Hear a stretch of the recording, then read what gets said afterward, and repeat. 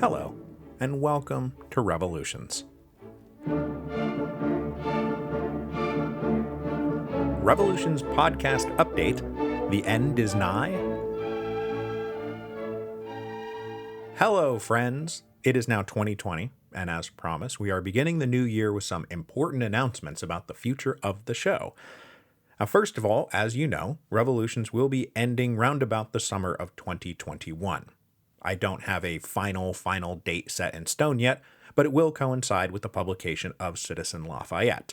And I have essentially come to the same place I was at the end of the history of Rome, where I was faced with the prospect of continuing indefinitely for another 1,000 years of history as I gradually lost momentum, energy, and interest, or ending the show while the momentum, energy, and interest remained. But you knew that. That's not new information. So that brings me to my first point of new information. As many of you have guessed, surmised, dreaded, or otherwise assumed, the Russian Revolution will be our last revolution together. In case you haven't noticed, this is like the slowest boil in the history of the Revolutions podcast because I'm blowing it all out on Russia.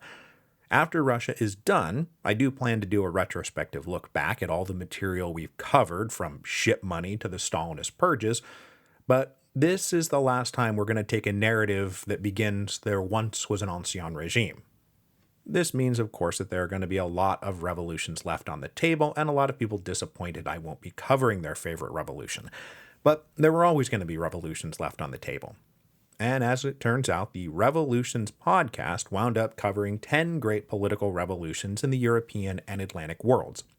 The English Revolution, the American Revolution, the French Revolution, the Haitian Revolution, Spanish-American Independence, the July Revolution, the revolutions of 1848, the Paris Commune, the Mexican Revolution, and the Russian Revolution. That's the list. Now, since I ended the history of Rome, I have come back and produced appendices. And for the record, I do still plan to produce History of Rome appendices whenever the fancy strikes, and I will likely do the same thing for revolutions.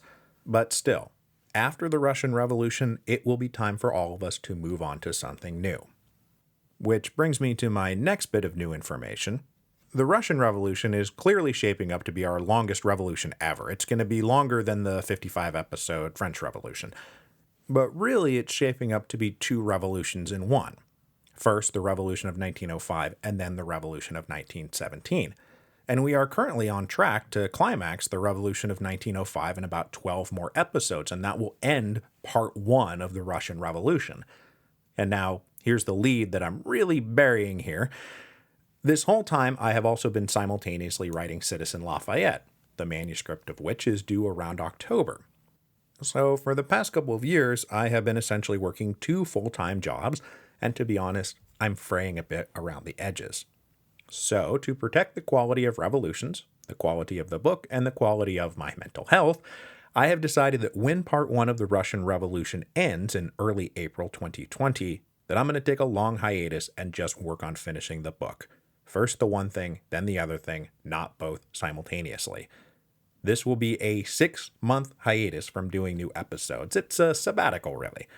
And that will end this split personality thing I've got going, where I'm trying to simultaneously explain Lenin and Trotsky and Nicholas and Alexandra, while also explaining Lafayette and Robespierre, Louis XVI and Marie Antoinette, while also trying to be a husband and a father. Now you might be saying, but Mike, didn't you simultaneously write The Storm Before the Storm while continuing to put out new episodes of Revolutions on time every week? And the answer is yes, I did. And it put me pretty close to a nervous breakdown, and it's not an experience I care to repeat. So the way it's going to work is this. For the next 3 months, we will do new episodes of the Russian Revolution that will take us through to the end of the Revolution of 1905. Then, starting in April, there will be no new episodes of the Revolutions podcast until October while I finish Citizen Lafayette. Then, I will hand in the manuscript for the book and immediately plug Revolutions back in. And then we will do the Russian Revolution of 1917 all the way through to the summer of 2021. This will coincide with the publication of Citizen Lafayette, and then we'll have a good, big, fond farewell, and I will move on to my next project, whatever it is. I have some ideas. One of them will be right. Now finally, this is all, of course, in the hands of fate and fortuna. Things can change at any time, but this is where I'm at right here, sitting here recording this in January of 2020.